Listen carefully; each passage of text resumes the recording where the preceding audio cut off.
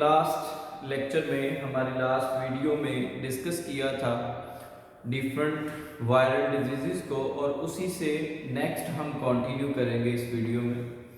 जैसे देखें, हमारे पास वायरल डिजीज़ है इन्फ्लुएंजा। इन्फ्लुएंजा की वजह बेसिकली आरएनए कंटेनिंग वायरस है और ये इनवेलप्ड वायरस है। अब ये वाइड स्प्रेड डिजीज़ है, फैली हुई डिजीज़ है, ठीक है जी। और दूसरा, ये एपिडेमिक फॉर्म में मौजूद होती है। नेक्स्ट हमारे पास मम्स एंड मीजल्स है। मीजल्स एंड मम्स या मम्स एंड मीजल्स, अब ये पैरामिक्सोवायरस है, ग्रुप है पैरामिक्सोवायरसेस का, उनकी वजह से होते हैं मम्स एंड मीजल्स। इसके मैं बताता चलो तो मम्स मीजल्स जैसे कनपेड़े हो जाना, जो बेसिकली यहाँ से कानों के नीचे से स्किन जो है वो स्वेल हो जाती है, उसकी वजह ये होते हैं, या फिर दाने से बनना शुरू हो जाते हैं। अब ये भी आरएनए वायरसेस हैं और इनवेलप्ड वायरसेस हैं। फिर मम्स हाईली कंटेजियस हैं, छूने से फैल जाते हैं। अब ये सेल्डम फैटल हो सकती है, मोहलक हो सकती है। 60% एडल्ट्स इम्यून हो जाते हैं इससे, कि ये एक बार किसी को अगर लाइफ में होती है तो उस पर्सन में खुद ही इम्यूनिटी डेवलप करवा देती है। ये एक ऐसी डिजीज है, तो बच्चों में होगी और अपने ही विक्टिम में ये अपने अगेंस्ट इम्यूनिटी डेवलप कर देगी। यानी ये एक मर्तबा जिंदगी में होगी, उसके बाद उस इंसान में खुद से एंटीबॉडीज या इसके अगेंस्ट बॉडी इम्यून डेवलप कर लेती है, तो उसकी वजह से फिर ये दोबारा नहीं होती है जी। नेक्स्ट हमारे पास पोलियो है।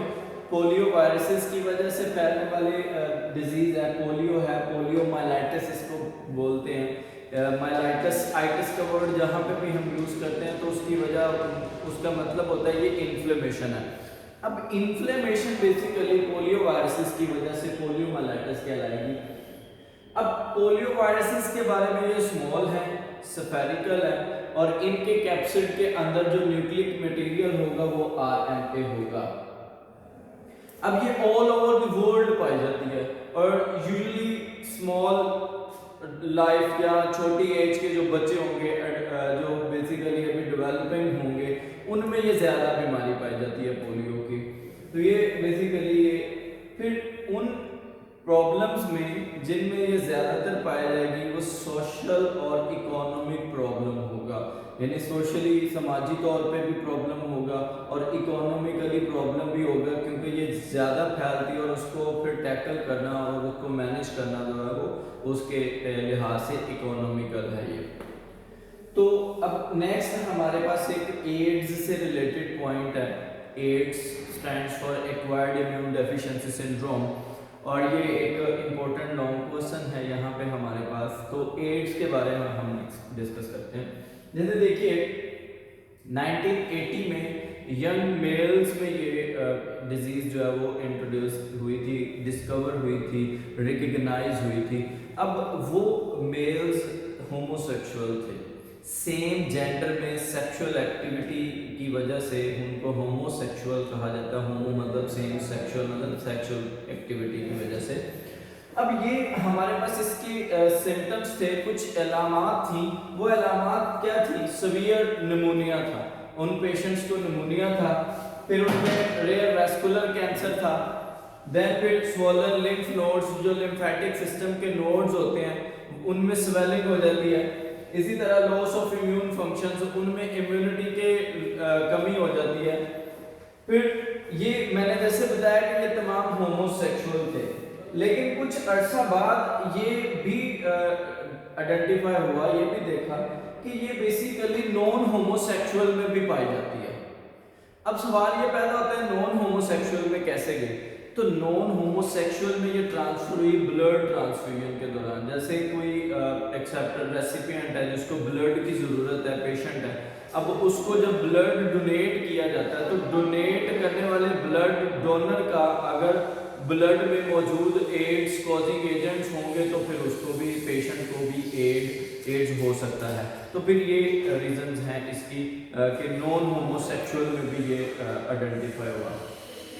1984 में पैस्चर इंस्टीट्यूट और फिर फ्रांस में national institute of United states of America, इनमें इसकी वजह बनने वाला वायरस रिकॉग्नाइज हुआ, आइडेंटिफाई हुआ, डिस्कवर हुआ। तो वो बेसिकली HIV था, ह्यूमन इम्यून वायरस। अब ये ह्यूमन इम्यून वायरस ने अटैक कहाँ करना है, जैसे हमने इसके सिम्टम्स में डिस्कस किया है कि बेसिकली इसने उसके इम्यून सिस्टम को लॉस कर देना, उसको खत्म करना, उसको कम करना है। तो बेसिक फिर इसका अटैक जो होगा वो T लिम्फोसाइट्स में होगा, और T लिम्फोसाइट्स में भी T हेल्पर सेल्स होंगे, वो इसकी वजह बनेगा। दूसरा इसका इफेक्ट है, ये सेंट्रल नर्वस सिस्टम पे भी इफेक्ट करता है, सेंट्रल नर्वस सिस्टम के सेल्स पे भी जाके ये अफेक्ट करेंगे, वहां पे भी प्रॉब्लम कॉज करेंगे। अब ये रिसर्च से पता चला, स्टडी से पता चला है कि बेसिकली HIV आइडेंटिफाई जो हुआ था वो बंदर में हुआ था। अब बंदर में मौजूद था लेकिन वहां पे डिजीज कॉज नहीं की। इससे ये जाहिर होता है कि HIV is a host specific, ये स्पेसिफिक होस्ट में डिजीज कॉज करता है और वो इंसान है इसका, यानी बंदर में इसने बीमारी की वजह नहीं बना जबकि इंसान में बीमारी की वजह बना। फिर इसके नेक्स्ट स्टेप पे हमने डिस्कस करना है कि ये फैलता कैसे है, इसके वेज क्या हैं फैलने के। तो फैलने के वेज है, इंटीमेट सेक्सुअल कांटेक्ट है, सेक्सुअल कांटेक्ट अमंग पीपल्स, उसकी वजह से फैल सकता है। एक एड्स के पेशेंट अगर सेक्स करता है किसी अदर नॉर्मल पर्सन से तो उन दोनों में फैलने के चांसेस हैं। फिर अफेक्टेड पर्सन से नॉर्मल पर्सन में ये फैलेगा।